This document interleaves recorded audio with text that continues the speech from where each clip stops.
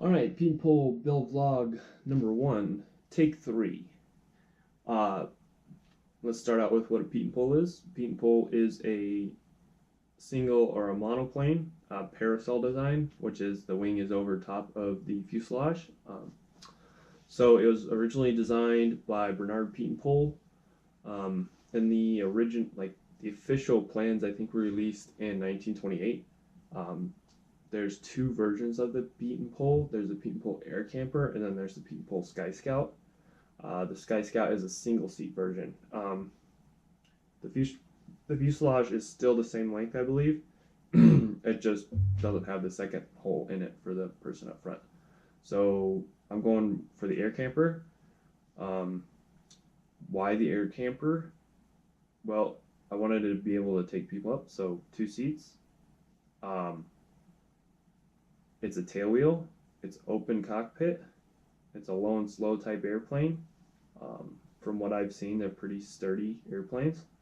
Um, they're they're fairly simple because I'm able to grasp the plans, how they're laid out fairly well, so that's good. So basically, Bernard people designed the airplane to be built by, your average Joe, which I definitely am in regards to building airplanes. So easy to build, easy to get the materials. It's wood, so it that's fairly easy to come by. I mean, not like pine, but spruce is out there, and it's I think it's the most popular for building airplanes. Um, so that's a good thing. Um, kind of diverged on that, but yeah, it's low, slow, two seat, easy to build, economical, inexpensive. Um, I don't like to be cheap when it comes to airplanes, but I'm fairly confident that you can build a very good quality airplane for not a whole lot of money. It just takes time, which right now I have more time than money. Um, so I might not have enough time, but it'll give me something to do in the evenings. Um, so yeah, that's the Pietenpol. A little bit about me. I guess people would want to know that I'm a CFI in the Denver area.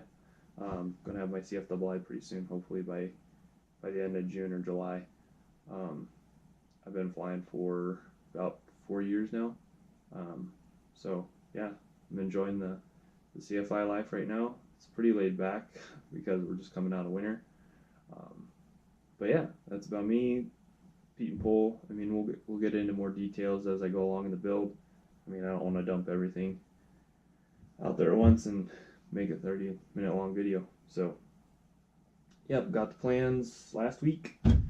Um, Starting to study those, figure out how things work, put together. Been using West Coast Pietenpol that's a great resource to see like how does this, you know, this joint go together. So I've been on there quite a bit, looking at that, how it all goes together, the different ideas that people have, um, figuring out how much wood I need. I've got the bargain box, like I said. I'll probably end up having to get some spar stock to make the longer pieces for the horizontal stabilizer because there's some pieces that are 90 inches long, and I don't really want to splice those in the middle. That just looks like a tail fold up situation waiting to happen.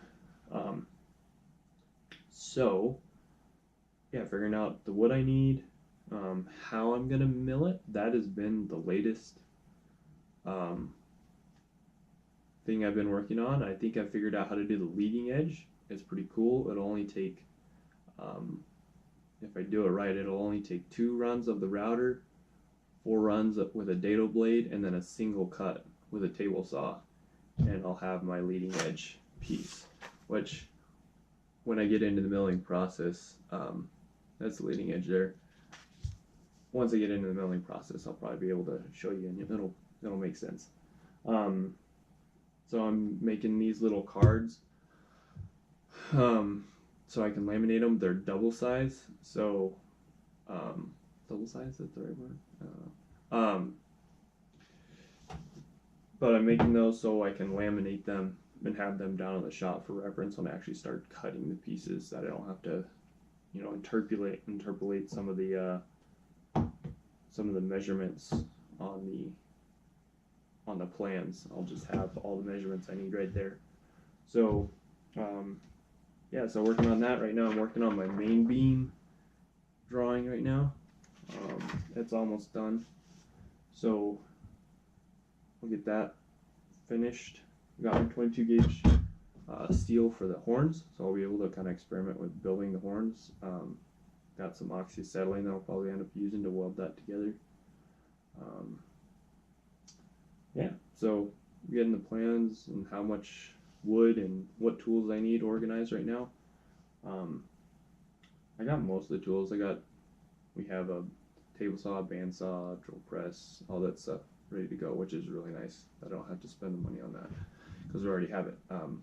Got a place to work on it. Got a shop, 36 by 26 or something like that.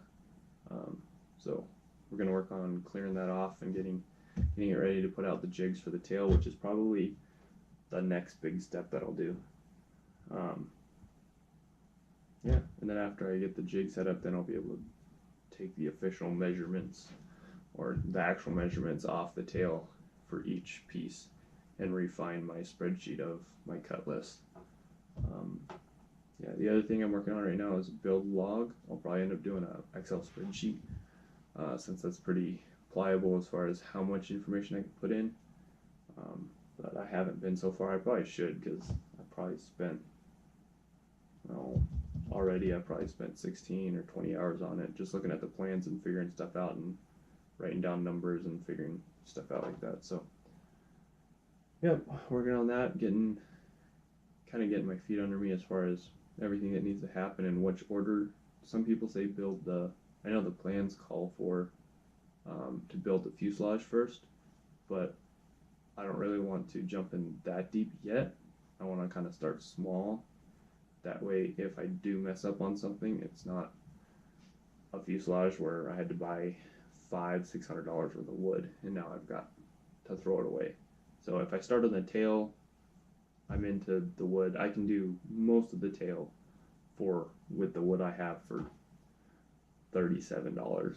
So if I mess something up, I'll learn something and I can throw it away and buy $40 more wood and do it again and do it right. So that's kind of where I'm at right now. So I'll do the tail, hang it up. I think a lot of the RV builders do it that way, and I'm going to do it the same way for the same reasons they do. It's a good practice. It's inexpensive. So yeah, that's what I'm going to do. Hope to have the jig drawn out and done by the end of the month, and then hopefully I'll have the wood coming by that time. Once I get the jig done, I'll order the wood, and I'll have that, and then I hope to have all the wood cut and basically have it in the jig ready to glue up by the end of May. So yeah, hope that's not too long. We'll go show you the shop, and we'll end it there.